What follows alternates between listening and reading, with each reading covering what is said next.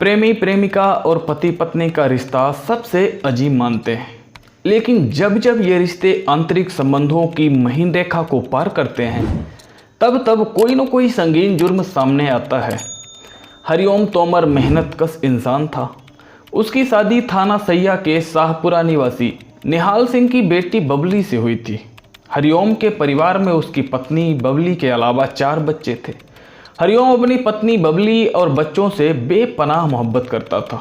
बेटी ज्योति और बेटा नमन बाबा राजवीर के पास एतमादपुर थाना अंतर्गत गांव अखबार में रहते थे, जबकि 2 बेटियां राशि और गुड्डो हरिओम के पास थीं।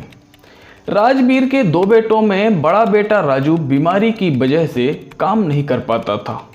बस हरिओम ही घर का सहारा था। वो चांदी का कारीगर था। हरिओम और बबली की शादी को 15 साल हो चुके थे। हंसता खेलता परिवार था। घर में किसी चीज़ की कोई कमी नहीं थी। दिन हंसी खुशी से बीत रहे थे, लेकिन अचानक एक ऐसी घटना घटी जिससे पूरे परिवार में मातम छा गया। 3 नवंबर 2019 की रात में हरिओम अपनी पत्नी और 2 बच्चों के साथ घर से लापता हो गया। पिछले 12 साल से वो आगरा में रह रहा था। 36 वर्षीय हरिओम आगरा स्थित चांदी के एक कारखाने में चैन का कारीगर था। पहले वो बोदला में किराए पर रहता था। लापता होने से 20 दिन पहले ही वो पत्नी बबली व दोनों बच्चियों राशि व गुड्डो के साथ आगरा के थाना अंतर्गत सिकंदरा के राधानगर इलाके में किराए के मकान में रहने लगा था। आगरा में ही रहने वाली हरिओम की साली चित्रा सिंह 5 नवंबर को अपनी बहन बबली से मिलने उसके घर गई। वहां ताला लगा देख उसने फ़ोन से संपर्क किया, लेकिन दोनों के फ़ोन स्विच्ड ऑफ थे। चित्रा ने पता करने के लिए जीजा हरिओम के पिता राजवीर को फ़ोन कर पूछा, दीदी और जीजा ये अपने गांव में है क्या? इस पर हरिओम के पिता ने कहा कि कई दिन से हरिओम का फ़ोन नहीं मिल रहा है, उसकी कोई खबर भी नहीं मिल पा रही है। चित्रा ने बताया कि मकान पर ताला लगा है। आसपास के लोगों को भी नहीं पता कि वे लोग कहाँ गए हैं। किसी अनहोनी की आशंका की सोचकर राजवीर गांव से राधानगर आ गए। उन्होंने बेटे और बहू की तलाश की, लेकिन उनकी कोई जानकारी नहीं मिली। इस पर पिता राजवीर ने 6 नवंबर 2019 को थाना सिकंदरा में हरिओम, उसकी पत्नी और बच्चों की गुमशुदगी दर्ज करा दी।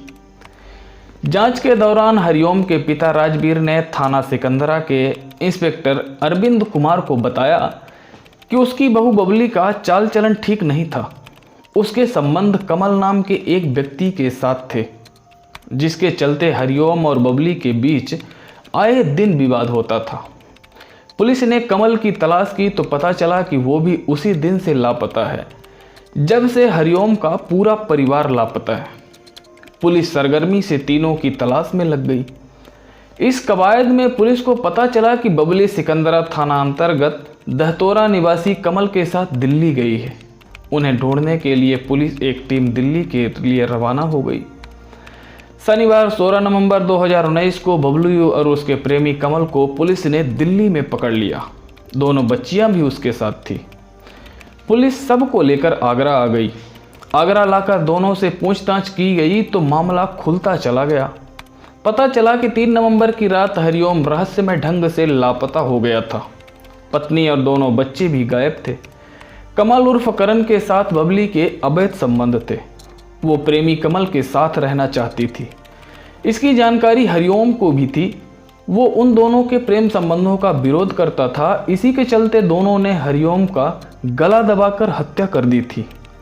बबली की बेहयाई यही खत्म नहीं हुई। उसने कमल के साथ मिलकर पति की गला दबाकर हत्या की। बाद में दोनों ने सब एक संदूक में बंद कर यमुना नदी में फेंक दिया था। पूछताछ और जांच के बाद जो कहानी सामने आई वो इस तरह थी। फरवरी 2019 में बबली के संबंध दहतोरा निवासी कमल उर्फ करण से हो गए थे। कमल बोदला के एक साड़ी शोरूम में सेल्समैन का काम करता था। बबली वहां साड़ी खरीदने जाया करती थी। सेल्समैन कमल बबली को बड़े प्यार से तरह तरह के डिजाइन और रंगों की साड़ियां दिखाता था। वो उसकी सुंदरता की तारीफ किया करता था। उसे बताता था कि उस पर कौन सा रंग अच्छा लगेगा। कमल बबली की चंचलता पर रीझ गया। बबली भी उसे इतनी ही जुड़ गई कि उसकी कोई बात नहीं टालती थी। इसी के चलते दोनों ने एक दूसरे को अपने मोबाइल नंबर दे दिए थे। अब जब भी बबली उस दुकान पर जाती तो कमल अन्य ग्राहकों को छोड़कर बबली के पास आ जाता। वो मुस्कुराते हुए उसका स्वागत करता, फिर इधर उधर की बातें करते हुए उसे साड़ी दिखाता। कमल आशिक मिजाज था। उसने पहली मुलाकात में ही बबली को अपने दिल में बसा लिया था। नज़दीकियां बढ़ाने के लिए उसने बबली से फ़ोन पर बात करनी शुरू कर दी। जब दोनों तरफ से बातों का सिलसिला शुरू हुआ तो नज़दीकियां बढ़ती गईं। फ़ोन पर दोनों हंसी मजाक भी करने लगे। फिर उनकी चाहत एक दूसरे से गले मिलने लगी। बातों बातों में बबली ने कमल को बताया कि वो बोदला में ही रहती है। इसके बाद कमल बबली के घर आने जाने लगा। जब एक बार दोनों के बीच मर्यादा की दीवार टूटी तो फिर ये सिलसिला सा बन गया। जब भी मौका मिलता दोनों एकांत में मिल लेते थे। हरिओम की अनुपस्थिति में बबली और कमल के बीच ये खेल काफ़ी दिनों तक चलता रहा, लेकिन ऐसी बातें ज़्यादा दिनों तक छिपी नहीं रहती।